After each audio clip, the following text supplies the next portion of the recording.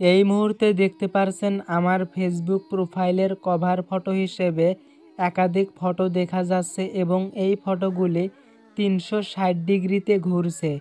আপনি চাইলে আমার মতো করে আপনার ফেসবুকের প্রোফাইলে কভার ফটো হিসেবে একাধিক ফটো সিলেক্ট করতে পারবেন এবং সেগুলো এরকম 360 ডিগ্রিতে ঘুরতে থাকবে, যা দেখতে সত্যি অনেক অসাধারণ লাগে। এই কাজটি করার জন্য প্রথমত আপনারা চলে যাবেন গুগল ক্রোম ব্রাউজারে। গুগল ক্রোম ব্রাউজারে আসার পর সার্চ অপশন থেকে আপনাদেরকে সার্চ করতে হবে PHOTOOXY.com। আমি যেভাবে লিখে সার্চ করছি আপনারা ঠিক সেভাবেই লিখে সার্চ করবেন।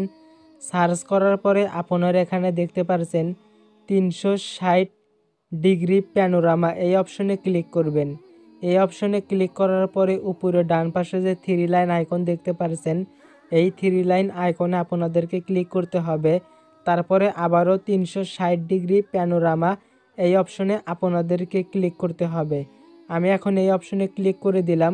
তারপরে এখানে আপনারা বেশ কয়েকটি ইফেক্ট দেখতে পারবেন। এখান থেকে আপনারা যে কোনো একটি ইফেক্ট সিলেক্ট করবেন। তো আমি এখান থেকে একটি ইফেক্ট সিলেক্ট করে নিচ্ছি। ইফেক্ট সিলেক্ট করার পরে একটু স্ক্রোল ডাউন করে নিচে আসার পরে এখানে দেখতে পারবেন 4টি ছবি আপলোড করার অপশন রয়েছে। এখান থেকে আপনারা 4টি ছবি আপলোড করবেন।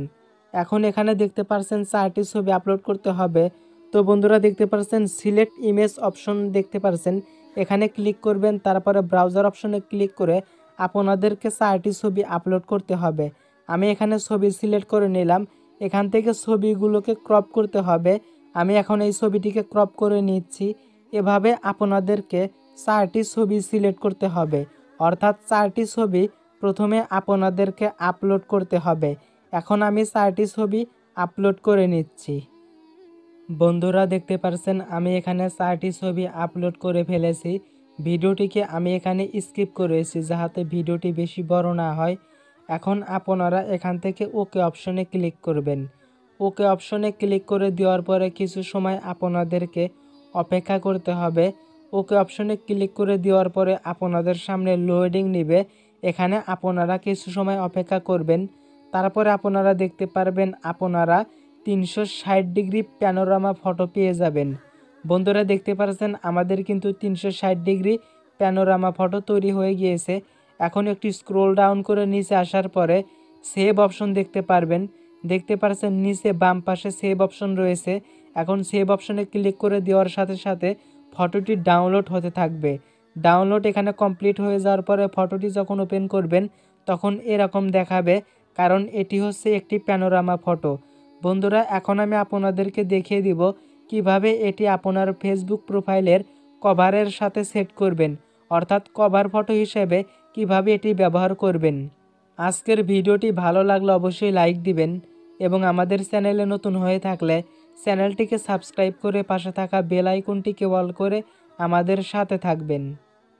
এখন 360 ডিগ্রি প্যানোরামা ফটোটি ফেসবুক প্রোফাইলের কভার ফটো হিসেবে সেট করার জন্য আমরা সরাসরি ফেসবুক অ্যাপটিকে ওপেন করে নিচ্ছি।